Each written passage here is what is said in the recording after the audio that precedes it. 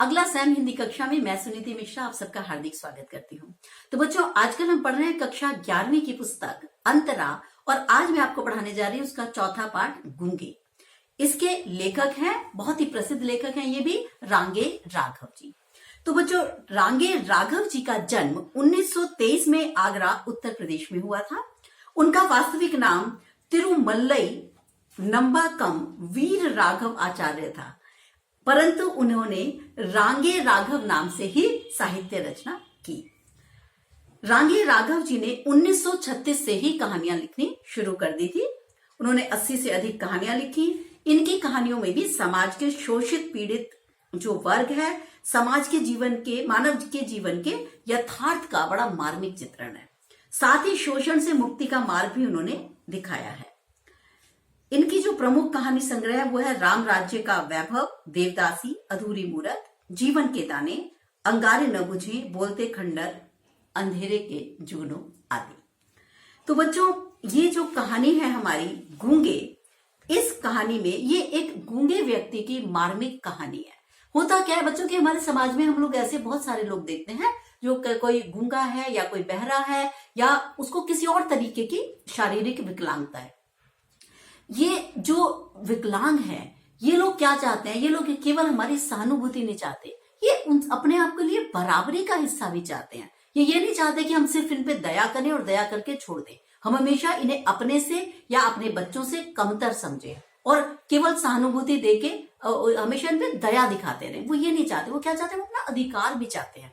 तो एक बड़ी सूक्ष्मता से जो रांगे राघव है वो इस कहानी में ये बात करना चाहते हैं कि कैसे वो अपने परिवार को छोड़ के दूसरी जगह रहा है। दूसरी जगह भी उसको बराबरी का हक नहीं मिल रहा। वो जहां भी जा रहा है ना, कोई उसको, हर आदमी उसको यही समझ रहा है कि ये विकलांग है और अगर मैं इसको खाना दे रहा हूं, मैं इसको भोजन दे रहा हूं, मैं बड़ा एहसान कर रहा हूं उस पर।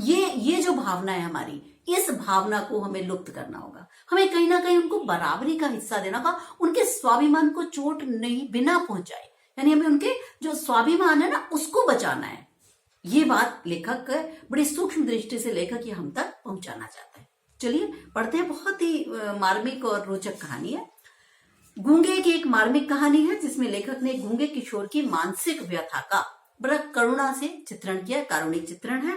वह मूक भाव से बिल्कुल चुप रहकर सबके अत्याचार सहता रहता है, और जब वह सीमा लांघ जाते हैं लोग तो वो आक्रोश व्यक्त करते हुए अपने घर से भाग जाता है और अंत तक ईमानदार बना रहता है। समाज की संवेदनहीनता कि लोग उसके लिए जो उनके संवेदनशीलता होनी चाहिए ना, वो उस मर्म तक नहीं पहुंच पाते, जैसे मैंने आपको इस प्रारंभ में बताया। इसको कहानी में रेखांकित किया गया, मतलब अंडरलाइन किया गया। आपको ये दिखाना चाहता है कि उनको बराबरी का हक दीजिए। गूंगा जन्म से ही बहरा है और गूंगा भी है। वह हाथ के इशारों से बात करता है और अपनी बात समझाता है। वह अपने हाथ के इशारे से बताता है कि जब वह छोटा था तभी उसकी माँ उसको छोड़कर चली गई क्योंकि उसका बाप मर गया था। पूछने पर वह पालने वाले के बारे में इतना ही समझा पाया कि जिन्होंने उन्हें पाला वो बहुत मारते थे और करुणा सभी को घेर लेती है, पर वह बोलने की बहुत कोशिश करता है, पर अस्फुट ध्वनियों के अलावा उसके मुंह से कुछ नहीं निकलता। मतलब जो गूंगा बोलने की कोशिश करता है बेचारा गोंगो गोंगो करके ही जो है वो बहुत कह नहीं पाता। ठीक है। चमेली को ये पहली बार पता चला कि गले के काकल का कितना महत्व है। कि मतलब जो हम सोचते हैं हम तो बोल पाते हैं और हमें तो ये बात कोई वरदान नहीं लगती। क्यों? क्योंकि जब हम ऐसे किसी व्यक्ति को देखते हैं तब हमें पता लगता है कि ईश्वर ने यदि हमें बोलने की, सुनने की क्षमता दी है तो हमें प्रतिदिन उसका धन्यवाद करना चाहिए। तो कह रहा पहली बार उसको लगा कि अरे बाबा, गले से बोलना, भगवान ने अगर हमें बनाया बोलने वाला तो ये कितनी हमारे लिए उनको धन्यवाद देने की कितनी कृतज्ञता की बात ये है। गूंगे के गले का काकल बचपन में ही किसी ने काट दिया था। ओह माय गॉड, कितनी दुख की बात है। अब तो वह ऐसे बोलता है जैसे कोई घायल पशु कराहता है। सुशीला बताती है कि यह गूंगा गजब के इशारे करता है, लेकिन अक्ल बहुत तेज है। गूंगा इशारे से बताता है कि वो मेहनत करके खाता है, किसी से भीख नहीं मांगता। चमेली को उसकी दशा देखकर रोना आ गया। सुशीला ने कहा कि यह सब काम कर देता है, बस इसे इशारे से समझाने की जरूरत है। चमेली ने उससे पूछा, हमारे यहाँ रहेगा? गूंगे ने कहा कि 4 रुपए लूंगा और खाना खाऊंगा तो रह लूंगा। सुशीला ने कहा कि बाद में पछताओगी, कि मतलब ऐसे गूंगे को नौकर रख के। पर चमेली को उस पर दया आ गई और उसने उसे नौकर रख लिया और दिन बीतने लगे। एक दिन गूंगा भाग गया। जब बच्चे और वह खाकर उठ गए तो चमेली बची रोटियां कटोरदान में रखने के लिए उठी। उसे दरवाजे पर एक छाया हिलती दिखाई दी। वह गूंगा था। उसने हाथ से, और गूंगे ने हाथ से बताया, मैं भूखा हूं। चमेली ने यह कहकर 2 रोटियां उसकी ओर फेंक दी। काम तो करता नहीं, भिखारी। गूंगे ने रोटियां उठा ली और खाने लगा। चमेली हाथ में चिमटा लेकर उसके पास खड़ी हो गई और उससे कठोर शब्दों में पूछा, कहां गया था? गूंगा चुप रहा। चमेली ने एक चिमटा उसकी पीठ पर जड़ दिया, पर वो रोया नहीं। चमेली की आंखों से आंसू जमीन पर टपक गया। जब उसने देखा चमेली रोने लगी तो गूंगा भी रोने लगा। और फिर यह होने लगा कि गूंगा जब चाहे भाग जाता और फिर लौट आता। अब उसे जगह जगह नौकरी करके भाग जाने की आदत सी हो गई थी। अब एक बार की बात है कि बसंता ने कसकर गूंगे को चपत जड़ दी। गूंगा रोने लगा। उसका रोना सुनकर चमेली चूल्हा छोड़कर आ गई। बसंता कौन है? उसकी बेटी। चमेली देर तक उससे पूछती रही। बसंता ने सफाई दी, अम्मा ये मुझे मारना चाहता था। चमेली ने गूंगे की ओर देखकर कहा, क्यों रे? पर वह चमेली की भाव भंगिमा से उसके मन का भाव समझ गया। उसने चमेली का हाथ पकड़ लिया। चमेली को लगा मानो वह उसी के पुत्र का हाथ हो। एकाएक घृणा से उसने हाथ छुड़ा लिया। फिर उसके मन में गूंगे के प्रति ममता आ गई कि अगर मेरा बेटा ऐसा होता तब क्या होता। वो चूल्हे पे जा बैठी और इस सोच विचार में पड़ गई। उसे अनुभव हुआ कि गूंगे में बसंता से अधिक शारीरिक बल था, जो उसकी पुत्री है। कभी भी गूंगे की भांति बसंता ने उसका हाथ नहीं पकड़ा था। फिर भी गूंगे ने अपना हाथ उठाकर बसंता पे कभी नहीं चलाया। मतलब कह रहा है कि इतना ताकतवर है, लेकिन उसको पता है कि बसंता जो है उसको बहन जैसा मानता है, तो उसने कभी भी उसकी बेटी को मारा नहीं, जबकि बेटी भले ही उसको मार दे। समझ गए? तो वो इतना समझदार है। इसी से बसंता बसंता है, गूंगा गूंगा है। किंतु पुत्र की ममता ने इस विषय पर चादर डाल दी। चमेली ने गूंगे को रोटी देते हुए कहा कि खा ले। गूंगा इस स्वर की उपेक्षा नहीं कर सकता। एक बार घृणा से विशुद्ध होकर चमेली ने गूंगे से कहा, क्यों रे, तूने चोरी की है? गूंगा चुप हो गया। फिर उसने अपना सिर झुका लिया और चमेली क्रोध से कांप उठी। सोचा, मारने से तो यह ठीक नहीं हो सकता। अपराध को स्वीकार करके दंड न देना शायद कुछ असर करे। कौन सा मेरा अपना है? रहना होगा तो रहेगा, नहीं रहना होगा सड़क पे जाके पड़ा रहे। हमें क्या, भले कुत्तों की तरह झूठन खाए तो खाए। अब उसने आगे बढ़कर गूंगे का हाथ पकड़ लिया और दरवाजे की ओर इशारा करके कहा, बाहर निकलो मेरे घर से। गूंगा कुछ समझा नहीं, बस आंख फाड़े देखता रहा। अब की बार चमेली ने कहा, जाओ निकलो बाहर। ढंग से कोई काम तो तुम्हें करना आता नहीं। नौकर की तरह रहना है तो रहो, नहीं तो बाहर जाओ।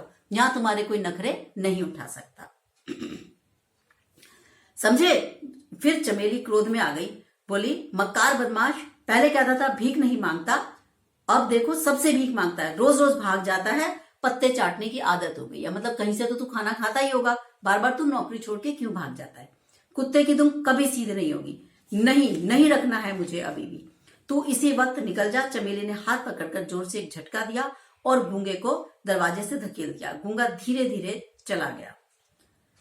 करीब 1 घंटे बाद शकुंतला और बसंता यह कहकर चिल्ला उठे, अम्मा अम्मा। चमेली ने देखा कि गूंगा खून से भीगा हुआ खड़ा हुआ है।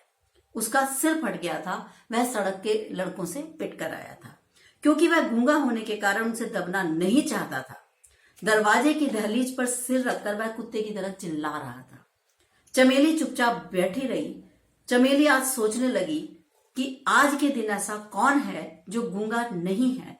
ये गूंगा भी स्नेह चाहता है, समानता चाहता है, और जहां पर उसको कोई देने के लिए, ये जो समानता है, देने के लिए बिल्कुल भी तैयार नहीं है। तो ये एक ऐसी त्रासद स्थिति है कि वो देख रही है कि जो मूल स्वर है गूंगे कहानी का, वो यही है। वो क्या है कि गूंगा दूसरों से दया नहीं चाहता, सहानुभूति नहीं चाहता, वो अधिकार चाहता है। दया और सहानुभूति से सम्मान नहीं मिलता, और जो अधिकार की भावना है वो सम्मान चाहती है। यानी क्या चाहती है अधिकार की भावना? कि मुझे भी वो सम्मान मिले जो सब लोगों का हो रहा है। कहानी में गूंगा बार बार इस बात पे संघर्ष करता दिखाई देता है। काम करके अपना पेट भरता है, और चमेली जब भी उसे अपने घर चलने और काम करने को कहती है, वो श्रम का मूल्य भी तय करता है। चमेली से बाद में भी वो ये प्रमाणित करता है, सीने पे हाथ मारकर ये बात भी साबित करता है कि मैं हाथ फैला के नहीं खाता। अपनी भुजाओं का हाथ दिखा के कहता है कि मैं तो अपने भुजाओं पर जो है भरोसा रखता हूं, बल्कि ये संकेत दे के बताता है कि मैं मेहनत का खाना चाहता हूं। और इसी वजह से वो मोहल्ले भर के बच्चों से भिड़ जाता है। और जो ये है चमेली है वो इस बात पर बहुत दुखी होती है। तो और एक प्रश्न इसका और इम्पोर्टेंट है कि यदि वसंता गूंगा होता तो क्या आपकी दृष्टि में चमेली का व्यवहार कैसा उसके प्रति होता? तो ये जो मैंने इसमें वसंता को उसकी पुत्री मेरे मुंह से निकल गया था, ये वसंता इसका पुत्र है। तो इसमें जो प्रश्न है ये आप ध्यान रखना कि यदि चमेली का पुत्र वसंता गूंगा होता तो चमेली का व्यवहार वैसा नहीं होता, उसका व्यवहार जैसा उसका व्यवहार गूंगे के प्रति था। क्यों? क्योंकि वो उसका अपना पुत्र होता, उसके हृदय में बार बार ममता के भाव जगते। और इसी वजह से, क्योंकि वो अपने पुत्र वसंता की मंगल कामना ज्यादा करती थी, क्योंकि उसको लग रहा था ये जो गूंगा है इससे तगड़ा है, लेकिन फिर भी ये इस पे वसंता पे हाथ नहीं उठाता। चमेली गूंगे की दयनीय दशा देखकर कभी कभी विचलित भी होती है। सब कुछ है लेकिन फिर भी प्रमुखता किसकी रहती है या ज्यादा इंपॉर्टेंस किसको दे रही है? वसंता को दे रही है।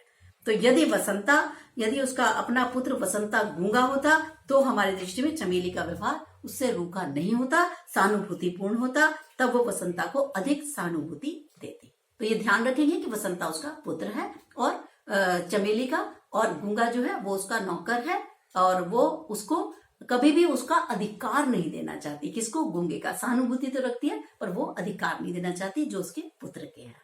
तो बच्चों ये थी हमारी आज की कहानी, जिसमें गूंगे जिसमें एक ममता है, अनुभूति है और मनुष्यत्व है। और हमें ध्यान रखना चाहिए कि सबसे बड़ी बात ये ध्यान रखनी है आपको कि यदि आप आसपास अपने किसी भी समाज में ऐसा कोई व्यक्ति देखते हैं तो कृपया करके उसकी मदद कीजिए, पढ़ाने लिखाने में मदद कीजिए और उसको आर्थिक सहयोग दीजिए। कोशिश करिए उसका, अगर आप इलाज करा सकते हैं तो आप इलाज कराइए और उनको रोजगार दीजिए जिससे कि वो आत्मनिर्भर बन सके। ठीक है, तो ये थी हमारी आज की कहानी गूंगे। बहुत ही मर्मस्पर्शी कहानी है। अब इसके बाद हम मिलेंगे अगली कहानी के साथ। तब तक के लिए मुझे आज्ञा दीजिए। नमस्कार।